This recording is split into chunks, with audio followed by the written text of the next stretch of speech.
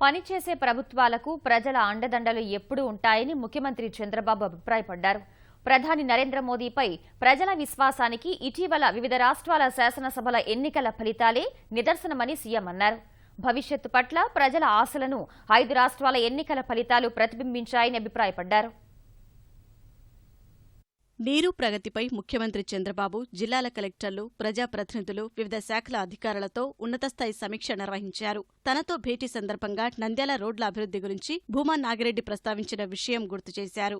ఆళ్లగడ్డ, నంద్యాలలో రోడ్లు, తాగు, సాగునీటి సమస్యలు పరిష్కరించాలని ఆదేశించారు. కర్నూలు జిల్లాలో మౌలిక వస్తుల కల్పనపై ప్రత్యేక దృష్టి పెట్టాలన్నారు.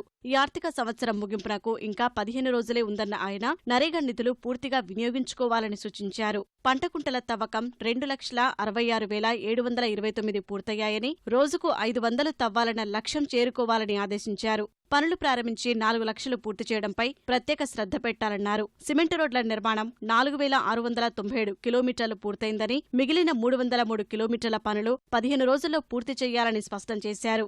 అంగన్వాడీ భవనాల నిర్మాణం మందకోడిగా సాగడంపై అసంతృప్తి వ్యక్తం చేశారు. పంచాయతీ భవనాల నిర్మాణంలో చూపిన చురుకుదనం అంగన్వాడీ భవనాల నిర్మాణ పనుల్లోనూ చూపించాలని దిశానిర్దేశం చేశారు. ఆటంకాలు లేకుండా గ్రామీణాభివృద్ధి, ఆర్థిక, మహిళా సంక్షేమ శాఖలు సమన్వయంతో పనిచేయాలని హితవు పలికారు. పంటకుంటల తవ్వకం, సోక్ పిట్స్ తదితర అంశాలలో జలవనరుల శాఖ, నరేగా యంత్రాంగం సమన్వయంగా పనిచేయాలన్నారు.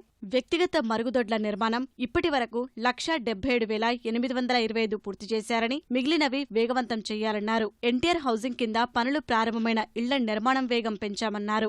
నరేగా కింద అభివృద్ధి చెందిన గ్రామాలను మిగతా గ్రామాల ప్రజలు సందర్శించే ఏర్పాటు చేయాలని ఆదేశించారు. ప్రజల కష్టాలు తీర్చే అవకాశం వచ్చిందని సద్వినియోగం చేసుకోవాలని అధికారులకు సీఎం దిశానిర్దేశం చేశారు. గ్రామ సర్పంచులు, నరేగా సిబ్బంది మరింత బాధ్యతగా వ్యవహరించాలని సూచించారు.